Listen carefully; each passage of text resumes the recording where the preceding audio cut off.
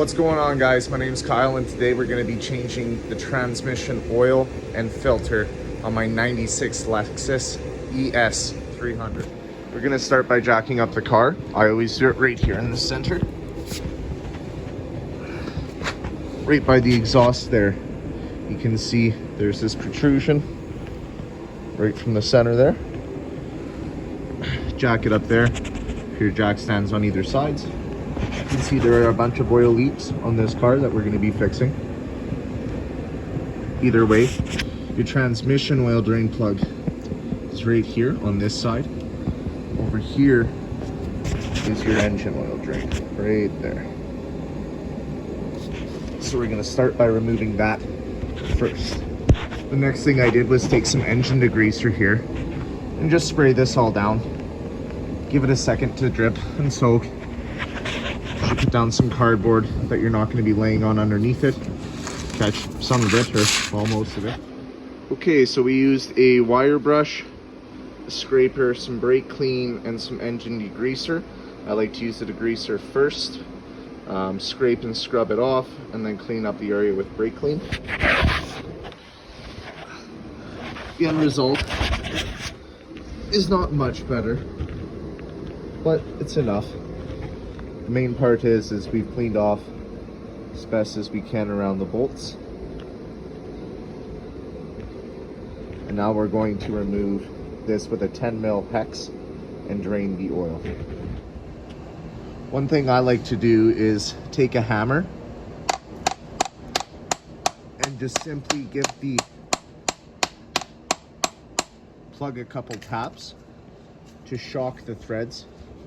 Don't think I'll be able to do this on camera here unless this stays in, but also insert the tool. It's best if you grab it as well and hit it from the inside to make sure that it's fully seated before removing. So whenever you're draining the transmission oil, it's always a good idea to remove the dipstick just so that you don't create any vacuum in there. You just pull back on this tab and lift up on the actual dipstick, comes right out. So we're going to give the transmission a while to drain here. Turn it into another pan. And just for an example here, I pulled a little bit of a sample. You can see this oil is very burnt and is in need of a change. So since my garage isn't perfectly level, what I did was I put this jack underneath here by the transmission drain pan and jacked it up a little bit more just to get that last little bit of extra oil out. You want to have these cars around level when you're draining, or else you don't get all the oil out. So after removing all of the oil, letting it drain, putting the drain plug back in with a 10 millimeter hex socket, we're going to go ahead and loosen all these bolts around the pan gasket one by one with a 10 mil. So another good tip to get this off, because it'll be stuck with the gasket, if you go up towards the front of the engine here, there's this little tab and you can set a pry in there and just pry it off. Comes right off like nothing, just like that. Ooh, bingo. So you can see on the inside of the pan here, there's actually 3 magnets. And when you clean these off, this is all metal filings from the clutches.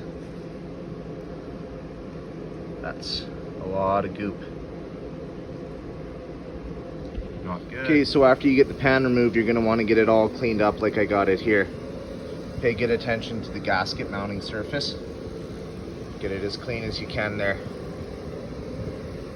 And don't forget to take out the magnets and clean them too. Today we're going to be using Wix part number 58614. It comes with the filter. Notice the 3 bolt holes. And it also comes with the gasket. The next step is going to be removing the transmission oil filter. This right here is the transmission oil filter. You're going to notice that there's 3 bolts here, here, and here in the corner. So you're going to want to take out these 3 bolts, 10 mil bolts, and drop the filter. I like to loosen the bolts and then keep the filter there as it releases the gasket on the top side and allows the filter to drain first before fully removing it. Just keeps it all a little bit cleaner. After you remove the transmission oil filter, you're just gonna wanna dab everything lightly there. Clean up the gasket mating surface. As you can see, there's gonna be a little bit of rundown still too, as the transmission still has a little bit of oil left in it. But try to take most of it out there. The name of the game here is just being clean. So we're gonna clean this all up and install the new filter.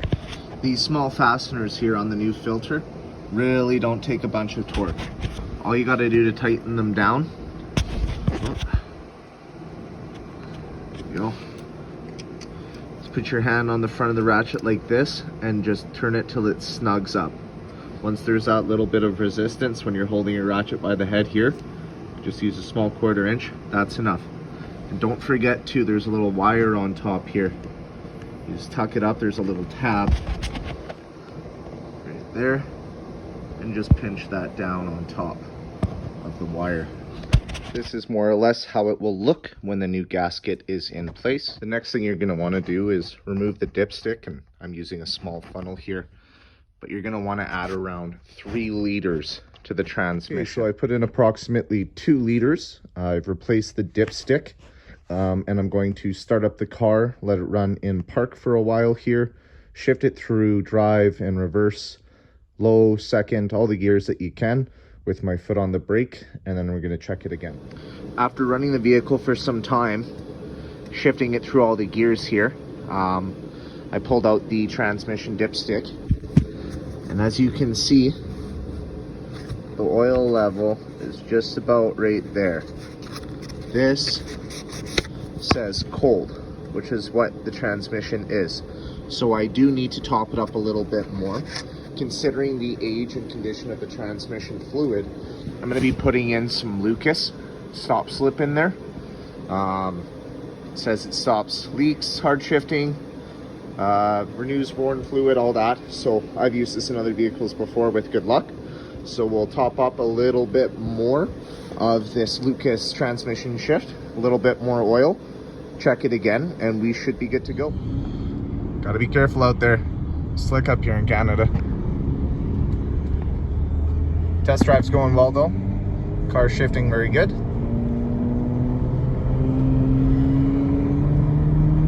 Spinning out here though. Ooh. So after completing the test drive, taking it out on the highway, shifting it through all the gears, low, overdrive off, ECT power, all the transmission functions that you can possibly think to do there.